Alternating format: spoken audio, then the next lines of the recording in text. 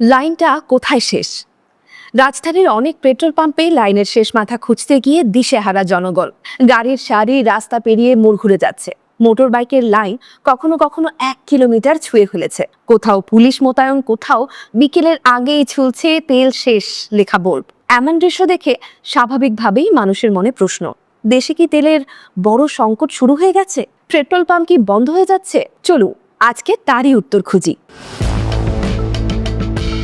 বাস্তবতা হলো না, দেশে তেল শেষ হয়ে যায়নি।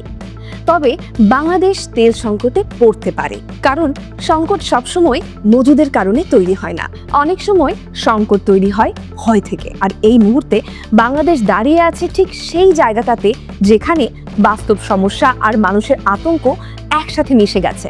ঢাকার রাস্তায় যে দৃশ্য দেখা যাচ্ছে, সেটি হঠাৎ করে তৈরি হয়নি। কয়েকটি ঘটনা ধীরে ধীরে একসাথে এসে পরিস্থিতি জটিল করেছে। আন্তর্জাতিক বাজারে তেলের অস্থিরতা, মধ্যপ্রাচ্যের যুদ্ধ পরিস্থিতি, আমদানির সময়সূচিতে বিলম্ব, সব মিলিয়ে সরবরাহ ব্যবস্থায় সাময়িক চাপ তৈরি হয়েছে। তেল দেশের বাইরে থেকে আসে, জাহাজ বন্দরে ভেড়ে তারপর খালাস হয়, এরপর ডিপো হয়ে পাম্পে পৌঁছায়। এই পুরো প্রক্রিয়ায় সামান্য দেরিও মাঠ পর্যায়ে বড় প্রভাব ফেলতে পারে। আর তার উপরে যোগ হয়েছে ঈদের লম্বা ছুটি, ব্যাংক বন্ধ থাকায় পাম্প মালিকরা পে অর্ডার করতে পারেনি। শুনতে বিষয়টি খুব প্রশাসনিক মনে হলেও বাস্তবে এর প্রভাব বিশাল। কারণ পে অর্ডার ছাড়া ডিপো থেকে তেল উত্তোলন সম্ভব নয়। ফলে অনেক পাম্পে তেল থাকার কথা থাকলেও নতুন সরবরাহ আসেনি। আর মানুষ যখন দেখে পাম্পে তেল কম, তখনই শুরু হয় সবচেয়ে শক্তিশালী সংকট, প্যানিক বাইং।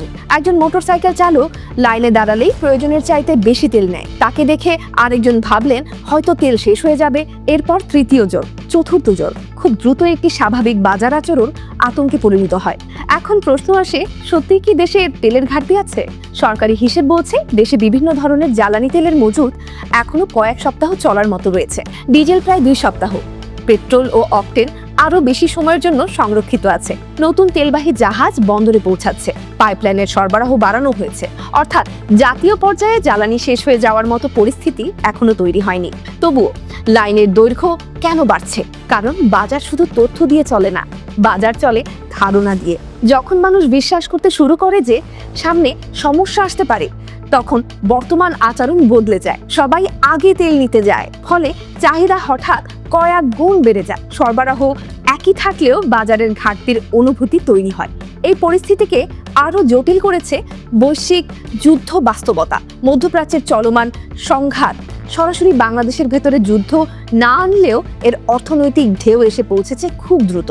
বিশ্বের প্রায় 20% তেল হরমুজ প্রণালী দিয়ে পরিবহন হয়। সেখানে উত্তেজনা তৈরি হলে আন্তর্জাতিক বাজারে অনিশ্চয়তা বাড়ে, জাহাজ চলাচল ধীর হয়, বিমা খরচ বাড়ে, পরিবহন হয় দীর্ঘ সময়। ফলাফল, আমদানি নির্ভর দেশগুলো আগে থেকে সতর্ক হয়ে যায়। বাংলাদেশের বাস্তবতাও আরো স্পষ্ট। দেশের চাহিদার প্রায় 99% জ্বালানি বিদেশ থেকে আসে। দেশের মাটিতে সামান্য তেল পাওয়া গেলেও তা জাতীয় প্রয়োজনের তুলনায় খুবই নগণ্য। অর্থাৎ বিশ্ববাজারে সামান্য ঝাঁকুনিও সরাসরি আমাদের অর্থনীতিকে অনুভূত হয়। তবে এখানেই গুরুত্বপূর্ণ একটি বিষয় আছে। এই পরিস্থিতি ভয়াবহ সংকট নয়, বরং সরবরাহর ব্যবস্থার চাপ। পার্থক্যটা বোঝা জরুরি। সংকট মানে জ্বালানি নেই, আর বর্তমান পরিস্থিতি মানে জ্বালানি আছে কিন্তু সঠিক গতিতে পৌঁছাতে পারছে না পাম্প মালিকদের কাছে। পাম্প মালিকদের বক্তব্য একই ইঙ্গিত দেয়। তারা বলছেন ডিপো থেকে যে পরিমাণ তেল পাওয়া যাচ্ছে তা বর্তমান অস্বাভাবিক চাহিদা পূরণের জন্য যথেষ্ট নয়। ফলে কোথাও তেল দ্রুত শেষ হয়ে যাচ্ছে, কোথাও বিক্রি সীমিত করা হচ্ছে। ফলে মানুষের মধ্যে সন্দেহ আরো বাড়ছে।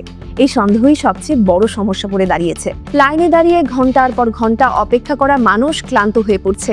উত্তেজনা বাড়ছে, কোথাও কোথাও ঝগড়া পর্যন্ত হচ্ছে।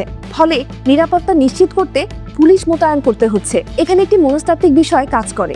মানুষ যখন দেখে অন্যরা আতঙ্কিত, তখনই নিজেরাও আতঙ্কিত হয়ে পড়ে। ফলে সংকট বাস্তবের চেয়ে বড় মনে হয়। স্থায়ীভাবে বন্ধ হওয়ার কোনো সরকারি সিদ্ধান্ত নেই, তবে সাময়িকভাবে কিছু পাম্প বন্ধ থাকতে পারে।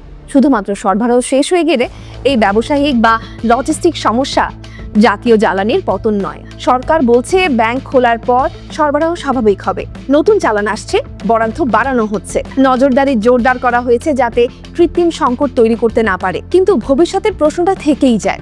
এখানেই আসল বাস্তবতা। যুদ্ধ সরাসরি বাংলাদেশে না হলেও এর অর্থনৈতিক প্রভাব বিশ্বব্যাপী ছড়িয়ে পড়ে। তেলের দাম বাড়লে পরিবহন খরচ বাড়ে, খাদ্যদ্রব্যের দাম বাড়ে, শিল্প উৎপাদন ব্যয় বাড়ে। শরীরের এক জায়গায় ফোড়া হলে যেমন সারা দেহে অস্বস্তি হয়, তেমনি বিশ্বের এক জায়গায় যুদ্ধ হলে সারা দুনিয়ায় প্রভাব পড়ে। তবে ভয় পাওয়ার জায়গা এখনো তৈরি হয়নি, কারণ বৈশ্বিক জ্বালানি বাজার আগের মতো একমুখ নয়। যুক্তরাষ্ট্র নিজেও বড় তেল উৎপাদক, বিকল্প সরবরাহ উৎস রয়েছে। আন্তর্জাতিক বাজার দ্রুত সমন্বয় করার চেষ্টা করে। সবচেয়ে বড় সত্য হলো, বর্তমান লাইনের বড় অংশ বাস্তব সংকট নয়, বরং ভবিষ্যৎ নিয়ে। কয়েকদিন পর হয়তো এই লাইন ছোট হয়ে যাবে, পাম্পগুলো আবার স্বাভাবিক গতিতে চলবে। কিন্তু এই ঘটনা আমাদের একটি বড় শিক্ষা দিচ্ছে, গ্লোবাল বিশ্বে কোনো যুদ্ধ দূরে থাকে না, তার ঢেউ অর্থনীতি হয়ে পৌঁছে যায় প্রতিটি শহরে, প্রতিটি পাম্পে, প্রতিটি মানুষের দৈনন্দিন জীবনে।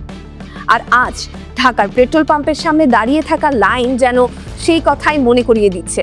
বিশ্ব রাজনীতি কখনো শুধুমাত্র মানচিত্রের গল্প নয়, এক সময় তা পৌঁছে যায় আমাদের নিজস্ব রাস্তায়।